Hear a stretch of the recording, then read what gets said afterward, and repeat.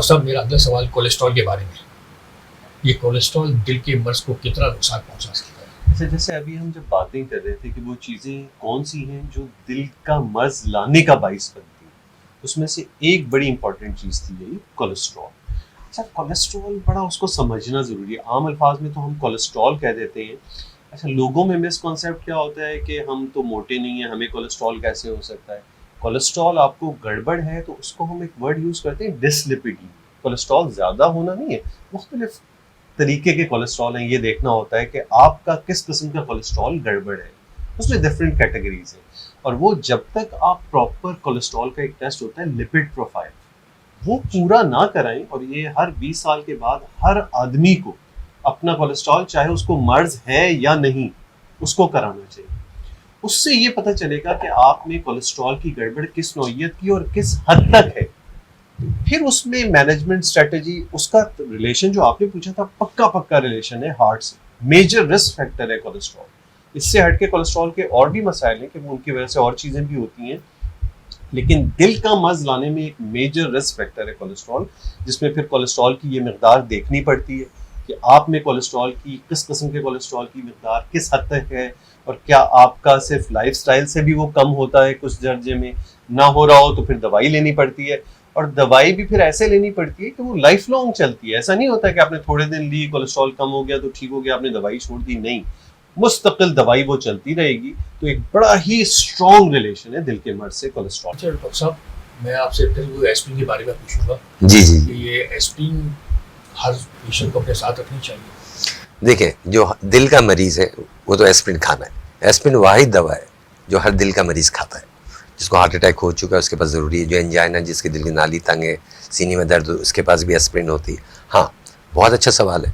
Heart attack में जो main दवा है वो एस्प्रिन है। अगर वो जितनी जल्दी ले ली जाए, वो बहुत से स्टडी है 30 से 40% उसमें इंसिडेंस कम हो जाता है बड़े अटैक का, क्योंकि जैसे डॉक्टर फवाद भी बता रहे थे, खून जो है उसका टुकड़ा जम जाता है। तो एस्प्रिन वो है जो एंटी प्लेटलेट ड्रग है, तो उसको वो डिज़ोल्व करने में आसानी। तो पहली दवा तो एस्प्रिन है, जो कि चीप होती है, हर के घर में अवेलेबल है। मैं ये नहीं कहूँगा हर को फ़ौरन ले ले, पहले तो डॉक्टर ही बताएगा कि हार्ट का अटैक है कि नहीं। लेकिन वैसे ही अगर बहुत ही अलामतें हैं, लग रही हैं, या हार्ट का मरीज़ ऑलरेडी, तो एस्प्रिन तो उसको फ़ौरन, वो भी एस्प्रिन वो वाली नहीं, कोटेड एस्प्रिन नहीं होनी चाहिए, जो सॉल्युबल डिज़ोल्वेबल एस्प्रिन हो।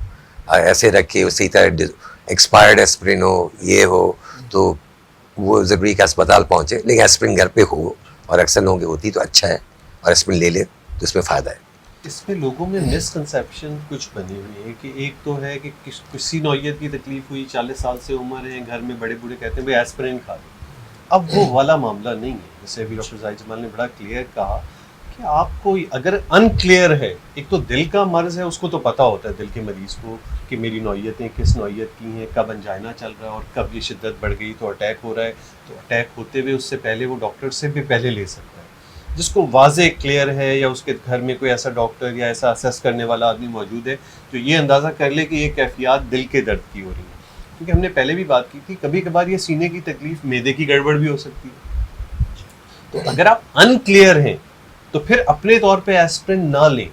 वजह ये है कि खुदा ना खास्ता अगर ये मैदे वाला मामला हुआ और डॉक्टर को आगे आपको उस लिहाज से ट्रीट करना हुआ, तो एस्प्रिन उसमें एग्रीवेट कर देती है, यानी आपके अल्सर बस्ट हो सकते हैं और चीज़ें हो सकती हैं।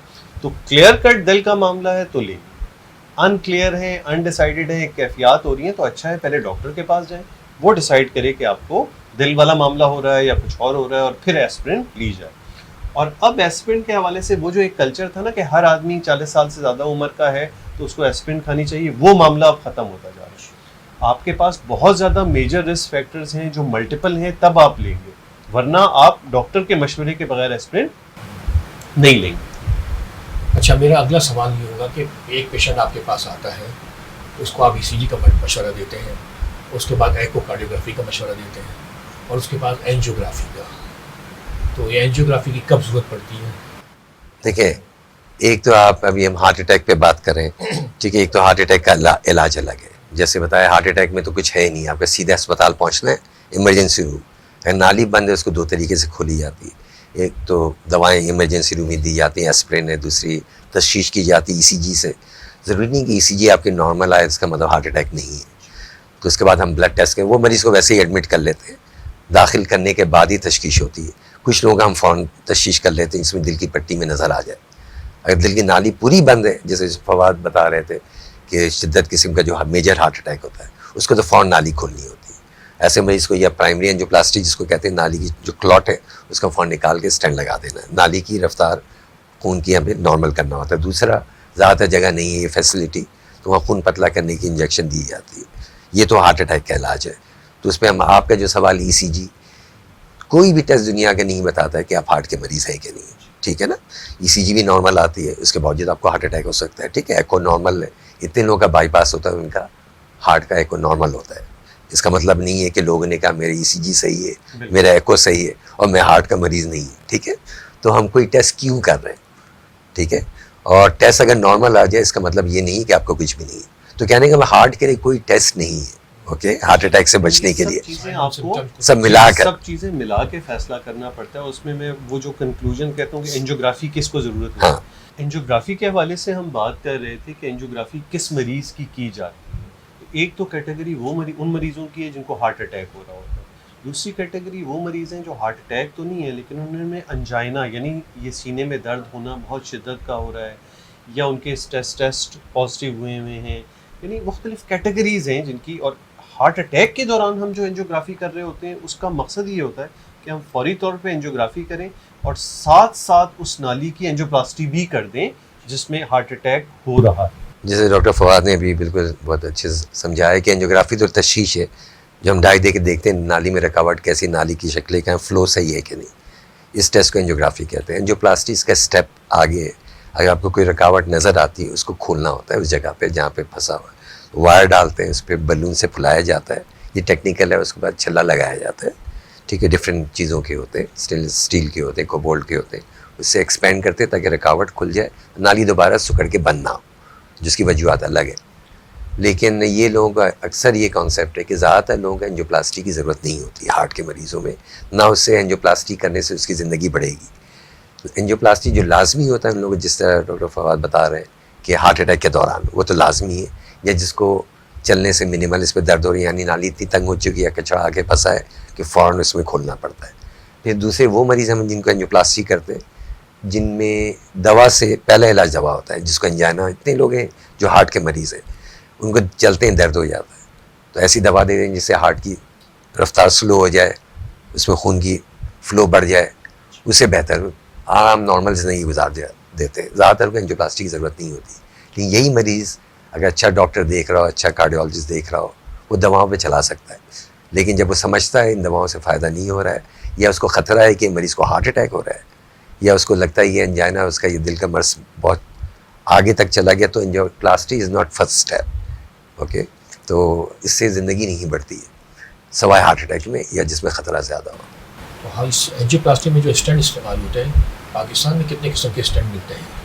जैसे स्टेंट की ना दुनिया भर में एक ही हुई किस्में हैं, उसमें अपग्रेडेड वर्जन आते रहे। एक तो पुराने दौर में हम स्टेंट इस्तेमाल किया करते थे, उनको हम आम आदमियों को समझाने के लिए कहते हैं सादे स्टेंट या बग़ैर दवाई का स्टेंट। बग़ैर दवाई का स्टेंट ये है कि वो सिंपल मेटल है, या स्टेनलेस स्टील है, या क्रोमियम कोबाल्ट है, छल्ले नुमा चीज़ होती है जो नाली में जाती है और नाली में जाके एक्सपेंड होके नाली का जो कचरा या जो रुकावट है उसको बाहर की तरफ दबा देती है, और फिर ये नाली बिल्कुल खुल के क्लीन हो जाती है, साफ़ हो जाती है, खून का बहाव ठीक हो जाता है। इस सादे स्टेंट में क्या है कि ये सिर्फ मेटल है, इस पर कोई दवाई नहीं चढ़ी हुई है। दूसरे किस्म के स्टेंट वो हैं जिन पे दवाई चढ़ी हुई होती है। उनका ऑब्जेक्टिव क्या होता है कि वो छल्ले के साथ साथ वो दवाई उस पर जब चढ़ी हुई है तो अब वो उसमें दोबारा तंगी नहीं आने देगी, वो थोड़े महंगे होते हैं। अच्छा, इनमें फिर मुख्तलिफ़ किस्म की कैटेगरीज़ हैं, अमेरिकन स्टेंट है, यूरोपियन स्टेंट है, चाइनीज़ स्टेंट है, लेकिन सब काबिल एतबार होते हैं। हर की अपनी अपनी कैरेक्टरिस्टिक्स हैं। जैसे जब आप गाड़ियाँ लेते हैं तो मर्सिडीज़ कुछ और होती है, सुजुकी कुछ और होती है। ऐसा नहीं है कि जो अगर चाइना ने बनाया हुआ है तो वो बिल्कुल कचरा है, ना होने के बराबर है, और उसको कोई अगर इस्तेमाल कर रहा है तो कोई बहुत बुरा काम कर रहा है। नहीं, ये सब चाइना में वो चाइनीज़ स्टेंट ही यूज़ हो रहे हैं और हज़ारों मरीज़ों में लगते हैं और ठीक काम कर रहे होते हैं। बस ये कि अमेरिकन स्टेंट और सोफिस्टिकेटेड है। इसमें अक्सर लोगों ने एक मिसकॉन्सेप्शन फैलाई हुई होती है कि ये कुछ डॉलर के होते हैं और ये सिर्फ दवाइयों की कंपनियों की कहानी है। ऐसा कुछ नहीं है, बड़े सोफिस्टिकेटेड तरीके से ये गुजरते हैं, बनने के बाद मुख्तलिफ इन पे ट्रायल्स होते हैं, ट्रायल्स होने के बाद ये फैसला किया जाता है कि ये वाकई इंसान के लिए सेफ़ हैं नहीं हैं, तब जाके इनको हर मुल्क की अथॉरिटीज़ जो हैं, जैसे हमारे यहाँ ड्रैप है, इसी तरह बिल्कुल अमेरिका में FDA कहलाती है, उसका अप्रूवल पहले चाहिए होता है। कंपनी डायरेक्ट आके डॉक्टर के हाथ में नहीं पकड़ा सकती कि ये स्टेंट आप लगाने शुरू कर दें। FDA जब तक वो अथॉरिटी अप्रूवल नहीं देती तब तक ये लगते नहीं। तो ये कुछ स्टेंट्स की कहानियाँ थी जो लोगों के हिसाब से भी मैंने इसको क्लियर कर दिया। डॉक्टर साहब, डॉक्टर सैयद वली जमाल साहब, आपसे मेरा अगला सवाल ये है कि दिल के किस मरीज को बाईपास सर्जरी की जरूरत पड़ती है? बहुत अच्छा सवाल है। एक तो वो है, ज़्यादातर लोगों को, जैसे मैंने कहा, दवा इलाज है। हार्ट के इतने मरीज़ हैं जिनको कुछ भी ज़रूरत नहीं है। ओके, वो शुगर कंट्रोल होना चाहिए, ब्लड प्रेशर कंट्रोल होना चाहिए, एस्पिरिन खानी चाहिए, कोलेस्ट्रॉल की दवा दी जाती है, फिर दिल की धड़कन को स्लो रखते हैं ताकि हार्ट का काम आसान हो जाए। ये वो लोग हैं जिनकी नालियाँ तंग हैं और वो हार्ट के मरीज़ हैं, इनको ज़्यादातर लोगों को ज़रूरत नहीं पड़ती।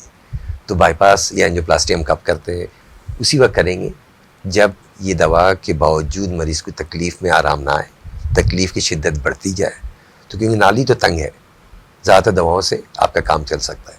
तो हम उस वक्त खोलेंगे, हम प्लम्बर को उस वक्त बुलाएंगे जब वाकई जब मतलब ये जो रुकावट ज़्यादा हो जाए या दवा काम करना फेल। तो बाईपास ज़्यादातर उनको करते हैं जिनकी ज़्यादातर, आजकल तो ज़्यादातर लोगों का स्टेंट डाल दिया जाता है जो आसान है, सीना काटने की ज़रूरत नहीं है। 1 ब्लॉकेज है, 2 ब्लॉकेज जो आराम से छल्ले लग जाते हैं। स्टेंट अच्छे आ गए, जैसे डॉक्टर फवाद ने कहा मेडिकेटेड स्टेंट्स आ गए हैं। उसकी लाइफ एक्सपेक्ट, उसकी पेटेंसी ज़्यादा चीज़ कम जल्दी बंद होते हैं अनलेस मरीज़ अपना ख्याल नहीं रख रहा हो। और दूसरी चीज़ ये कि अगर ज़्यादातर नालियाँ ख़राब हो और शुगर का मरीज़ हो, शुगर के मरीज़ में ज़्यादा अच्छा बाईपास है। अगर नालियाँ, क्योंकि शुगर के मरीज़ ज़्यादा पेचीदा होती हैं, इनकी नालियाँ, एक बहुत कम ऐसा होता है कि शुगर के मरीज़ों में 1 या 2 नाली ख़राब हो, उन्हें मल्टीपल नालियाँ ख़राब होती है। तो जितना ज़्यादा आप स्टेंट लगाएंगे उतना रिस्क इतना कामयाब नहीं होता है। तो शुगर का मरीज़ वाहिद मरीज़ है जिसमें बाईपास ज़्यादा अच्छा है। या मेन पाइपलाइन, हार्ट में एक मेन पाइपलाइन होती है जिसको लेफ्ट मेन कहते हैं, उससे 2 बड़ी शरियाँ निकलती हैं, लेफ़्ट और राइट। अगर मेन पाइपलाइन ही दबी हुई है, उसमें बाईपास ज़्यादा बेहतर चॉइस है। ये तो सर्जन, डॉक्टर, आपका कार्डियोलॉजिस्ट बताया है, ये ज़्यादा डिटेल है। यानी कि इसका अगर हम एक समरी में कहें तो इवन तंगियाँ होने के बावजूद इनिशियल स्टेप ये है कि दवाइयों को ऑप्टिमाइज़ किया जाए। अगर दवाइयों पे रहते हुए आपकी अलामतें बिल्कुल काबू में हैं, आपको तकलीफ़ें नहीं हैं, तो इवन तंगियों के बावजूद भी आप दवाई पे चल सकते हैं। इसके बावजूद अलामतें रह रही हैं, तंगियाँ एक आध जगह पे हैं, तो स्टेंट लग के बड़ा अच्छा काम हो जाता है। लेकिन तंगियाँ फैली हुई हैं, बहुत सी नालियों में हैं, या किसी मेन नाली जहाँ से वो निकल रही है वहाँ पे हैं, तो अब आपका मामला ऐसा होता है कि स्टेंट भी किए जा सकते हैं, लेकिन 4, 5, 6 स्टेंट आप लगाएंगे तो दोबारा तंगी के आने चांसेस हो सकते हैं। तो फिर क्या होता है, ये एक हार्ड टीम डिस्कशन कहलाती है, जिसमें सर्जन भी, कार्डियोलॉजिस्ट भी, मरीज़ भी, उसको सारी चीज़ें बताई जाती हैं कि भाई ये करें तो इतने फ़ायदे नुकसान है, ये करें तो ये। फिर मरीज़ का डिसीजन भी उसमें शामिल होता है कि वो क्या कराना चाहता है। कुछ किस्म की तंगियाँ ऐसी हैं कि उसमें अच्छा बाईपास ही होगा, कुछ ऐसे हैं जो बॉर्डरलाइन है, इसीलिए अक्सर मरीज़ आते हैं, कहते हैं हमें फ़लाने बाईपास का है, फ़लाने एंजियोप्लास्टी का है। वो बॉर्डरलाइन मरीज़ होते हैं जिसमें दोनों चीज़ें की जा सकती हैं, लेकिन हर के अपने कुछ फ़ायदे और नुकसान। डॉक्टर साहब, मैं पूछना चाहूँगा कि पाकिस्तान में दिल के अमराज के इलाज की कितनी सहूलतें और कैसी हैं? क्या किसी को बैरून मुल्क जाना पड़ता है या किस मर्ज़ में जाना पड़ेगा? देखिए, बैरून कोई अपना इलाज बाहर जाके कराना चाहे तो उसे मना नहीं है, ठीक है, उसकी अपनी चॉइस है, तो जाहिर सी बात है। तो ज़्यादातर यहाँ पे हार्ट ट्रांसप्लांट तो यहाँ नहीं होता है। ज़्यादातर जो हार्ट अटैक होते हैं, हार्ट डैमेज हो चुका होता है, ठीक है ना, पूरी दुनिया में। लेकिन यहाँ पे हार्ट ट्रांसप्लांट वैसे ही दुनिया में बहुत कम होते हैं, और जिन ममालिक में होते हैं वैसे भी उनकी बहुत लिस्ट में इतनी लंबी लिस्ट होती है, उनकी बारी सबकी आती भी नहीं है। तो कहने का मतलब ज़्यादातर जो ब्रेड एंड बटर, जो हार्ट की जितनी बीमारी है, सबके ज़्यादातर इलाज यहाँ मौजूद है, ठीक है ना। और यहाँ पे तजुर्बा भी ज़्यादा है। यहाँ पे अब तो टेक्नोलॉजी वर्ल्ड है, जो स्टेनोहान मिलता है उससे पहले यहाँ लग चुका होता है। वहाँ तो और भी पेचीदगियाँ हैं, FDA अप्रूवल होता है ये। तो यहाँ पे बल्कि Asian countries, China, Japan, Pakistan में वो चीज़ें पहले लग रही थी जो अमेरिका में अप्रूव भी नहीं हुई, ठीक है।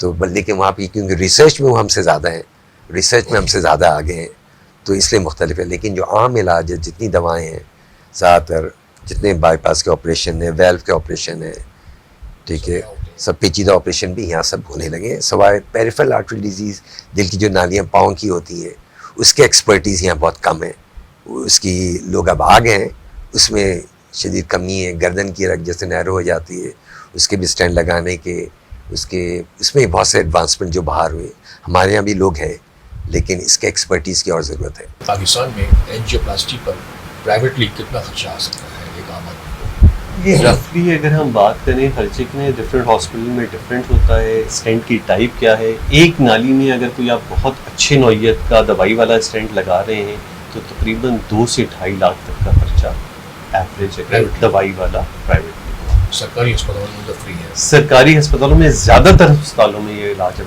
फ्री है। क्या आप कोई मशवरा देना चाहे कार्डियक पेशेंट्स को हमारे? देखिए, इसमें 2 किस्म के मरीज़ हैं। एक तो वो मरीज़ जो हार्ट का ऑलरेडी मरीज़ है, स्टेंट लग चुका है, बाईपास हो चुका है, हार्ट अटैक हो चुका है, ठीक है ना। ये लोग आपको नज़र आएंगे पार्क में वॉक करते हुए भी, वो भी थोड़े दिन उसके बाद छोड़ देते हैं। तो कहने अब वो मरीज़ हैं जिनको ख़तरा है लेकिन उनको इस चीज़ का एहसास नहीं है। तो बहुत सिंपल है, जो अल्लाह ताला ने जो नॉर्मल बनाया है ज़िंदगी में, सादा खाना खाएं, पैदल चलें, 11 नंबर बस लें जो 24 घंटे मौजूद है, कोई पैसे नहीं ले, 2 टांगों का इस्तेमाल, मेरा मतलब है इस्तेमाल करें आप, ठीक है, 24 घंटे जितना वॉक कर सकते, दैट्स द बेस्ट थिंग। सादा खाना खाएं, दूसरी स्ट्रेस टेंशन ना लें। स्ट्रेस होगा, हार्ट के ऊपर जोर, दिमाग के ऊपर जोर, ये सब चीज़ें ऐड ऑन होती। लाइफस्टाइल में मुरगन खाना अवॉइड करें, घी चर्बी वाले खाने, मुरगन खाने, मिठाई, यहाँ बाहर जाएं आपको यही मिलेंगी। और बेकरी की चीज़ें अवॉइड करें, नमक का इस्तेमाल कम रखें, ऊपर से ना नमक खाएं। ब्लड प्रेशर सबको अपना पता होना चाहिए, शुगर आपको पता होना चाहिए, जैसे डॉक्टर फवाद ने कहा सबको अपना लिपिड प्रोफाइल पता होना चाहिए, ठीक है। फिर डॉक्टर को आपका एक डॉक्टर होना चाहिए जो उसको जाके ज़रूर अपना मुआयना करें, ताकि आप चेकअप कर लें, जैसे आप गाड़ी अपना चेकअप करवाते हैं 5000 माइल के बाद जाके कि कितना ऑयल चेंज होना चाहिए, इसी तरह डॉक्टर को एक जैसे उम्र बढ़े उसका ज़रूरी है कि अपने डॉक्टर को बताएं, ताकि वो बता सके आपको ज़रूरत है दवा की, क्या क्या चीज़ आपकी कमी है। सही तो आपको खुद ही अपने आप को करना है। बिल्कुल वो जुमला परफेक्ट आता है दिल के हवाले से कि prevention is better than cure, क्योंकि ये मर्ज़ हो जाने के बाद इसका इलाज बहुत ही मुश्किल, बहुत ही महंगा और आप में मुख्तलिफ नौइयत की पेचीदगियाँ लाएगा ये। तो बेस्ट इसका तरीका प्रिवेंशन अभी जैसे सारी बातें हुई हैं कि अपने आप को बचाना, कि दिल का मर्ज़ आने ही ना पाए या ज़ाहिर ना होने पाए, क्योंकि अंदर तो मौजूद हो, आप ये सब कुछ करेंगे तो ज़ाहिर नहीं होगा और आपकी ज़िंदगी बड़ी यानी सेहतमंद तरीके से गुजर जाएगी। और उसमें यही है रिस्क फैक्टर आइडेंटिफाई करना और फिर उन तमाम रिस्क फैक्टर्स को यानी टेक केयर करना, ये इंपॉर्टेंट है। नाज़रीन, आपने हमारे मेहमानों से दिल के अमराज से मुतालिक इंतहाई अहम मालूमात पर मबनी सवालों के जवाब सुने। इनकी मालूमात की रोशनी में ये बात तो तय हो गई कि आपको मामूली सा भी चेस्ट पेन हुआ है, पसीने आए हैं, या शोल्डर पेन हुआ है, या जॉ में पेन हुआ है, या लेफ्ट आर्म में पेन हो रहा है, या मैदे में भी पेन हो रहा है, तो आप घर पर नहीं बैठेंगे, आप फ़ौरन किसी डॉक्टर से रुजू करेंगे। इसके अलावा दिल के अमराज से बचने के लिए जो एहतियाती तदाबीर हैं उसमें उन्होंने बता दिया कि आपको सिगरेट भी नहीं पीनी, आपको चिकनाई से परहेज़ करना है, आपको जंक फूड से परहेज़ करना है। अब अपने मेज़बान डॉक्टर मंसूर नूरानी को इजाज़त दीजिए। अल्लाह हाफ़िज़।